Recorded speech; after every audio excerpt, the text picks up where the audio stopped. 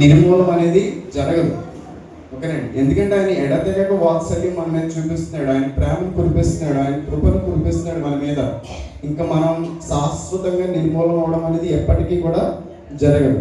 కానీ మనం చేసిన ప్రతి పాపముని మనం విడిచిపెట్టాలి.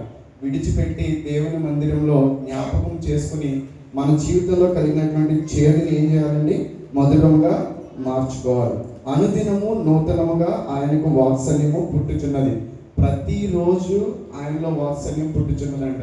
అనుదినము నూతనముగా ఆయన వాత్సల్యము మన మీద చూపిస్తాడు. నువ్వు ఎంతైనా నమ్మదగిన వాడు, యెహోవా నా భాగమని నేను అనుకొనుచున్నాను అంటాడు. సో దేవుడు ఎంతైనా నమ్మదగిన వాడు. మన ఇంట్లో లాగా నువ్వు ఇది చేస్తేనే నీకు అది చేస్తాను, నువ్వు ఇలా చేస్తే నేను అలా ఇస్తాను, ఓకే, సో నువ్వు ఇలా చేస్తే నీకు అది ఇస్తాను, నువ్వు చర్చికి వస్తేనే నేను దీవిస్తాను, చర్చికి రాకపోతే నేను దీవించు, నువ్వు అలా చేస్తే నేను చేయను. అలాంటి దేవుడు కాదు మన దేవుడు.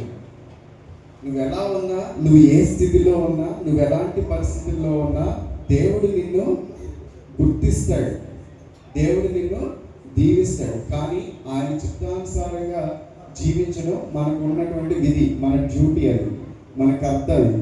సో మనం చేయాల్సినటువంటి డ్యూటీని మనం దేవుని యందు చేయాలి. అప్పుడే మన జీవితంలో ఉన్నటువంటి చేదుని దేవుడు మధురంగా మారుస్తాడు. సో ఇటువంటి ఇర్మియా వంటి హోప్ని, ఆశని అందరూ కలిగి ఉండాలని, నిరీక్షణను కలిగి ఉండాలని, మీ జీవితంలో ఉన్నటువంటి చేదునంతా మధురంగా మార్చుకోవాలని ఆశిస్తూ ఈ కొద్ది మాటలు దేవుడు దీవించునుగా. మంచి మాటలు మరి వినిపించిన